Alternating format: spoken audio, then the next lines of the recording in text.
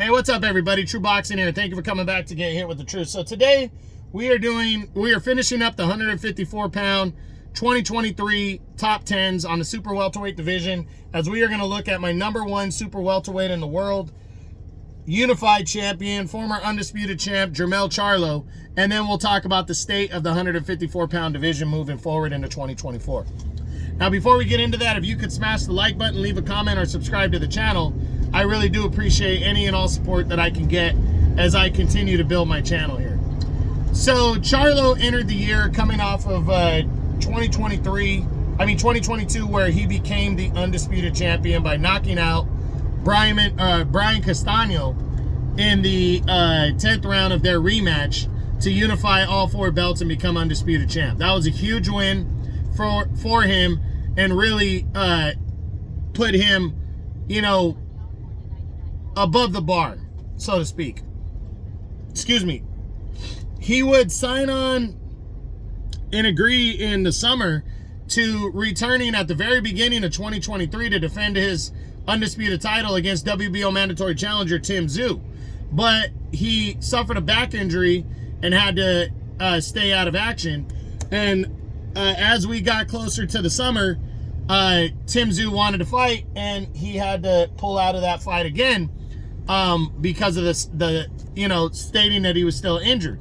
Then Canelo came along, and Charlo got a golden opportunity to move up 2 weight classes to challenge Canelo Alvarez for the undisputed junior middleweight or super middleweight title at 168 pounds. So he would sacrifice one of his belts, the WBO belt at least, and would move up 2 weight classes and challenge Canelo at the end of September. And he pretty much got worked against Canelo, dropping a one-sided 12-round unanimous decision. He took a knockdown in that fight as well, and suffered the second loss of his professional career with that defeat.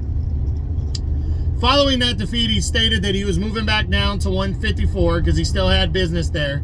Of course, the WBO stripped him of the belt, that night, and then the IBF ordered him to fight their mandatory challenger, Bakram Murtazalayev, and he declined that, so he was stripped. He would vacate that belt.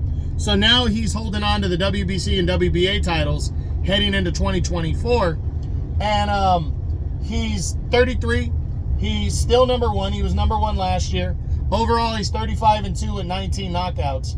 And, it's kind of unclear what he's planning on doing here at 154 heading into the year, 10's wants to fight. I personally think Charlo is waiting to see what happens with Errol Spence and Terrence Crawford, because Charlo has stated he wants to fight Crawford at 154. I think Crawford would be totally down for that fight. But he's got to come to terms for the rematch with Spence, and a lot of people think that's going to take place at 154, myself included. I think Charlo might wait around to see if Crawford beats Spence again in the first half of the year, and then fight Crawford in the second half of the year. And I don't think he cares about giving up the WBA belt as long as he still has his original WBC title intact at 154, because it's about the big fights now. He's already accomplished becoming undisputed. But I also think he's considering the showdown with 10's, and I think he's going to wait around to see, because sadly Charlo has only fought once a year, every year that I can recall, every year of the last 4 or 5 years. Actually, I think the last time he fought twice was in 2019, when he destroyed Fortea in 1 round, I believe, and then got the rematch with Tony Harrison and stopped him that year as well. Outside of that, 2020 was a one-off when he unified belts against Jason Rosario. 2021 was the showdown with Brian Castano for the undisputed title that ended in a draw. 2022 was the rematch with Castano where he stopped him.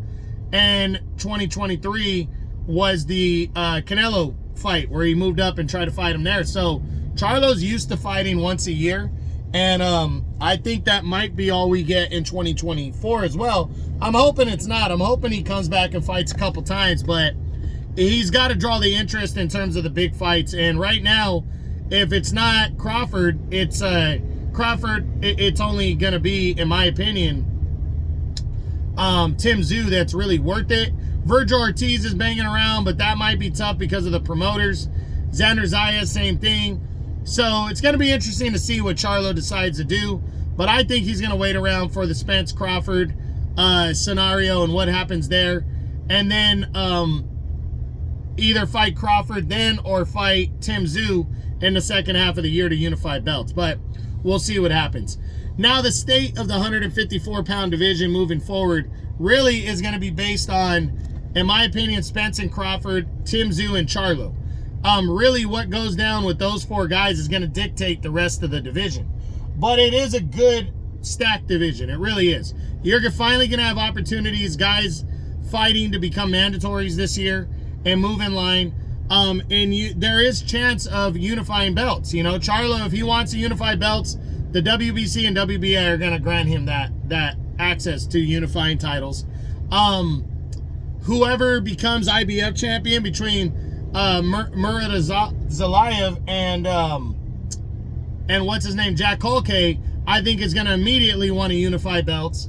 And Tim Tszyu wants to unify belts and declare himself the top guy, and he's got a name. So a lot of good things I think are going to come out of 2024.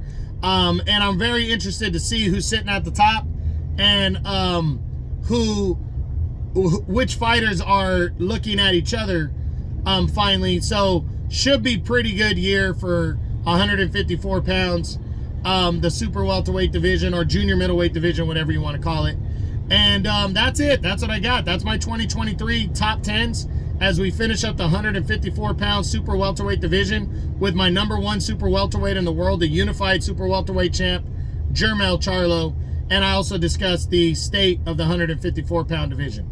I hope you enjoyed the video. If you did, smash the like button, leave a comment, or subscribe to the channel. I appreciate any and all support. This is True Boxing. You've been hit with the truth.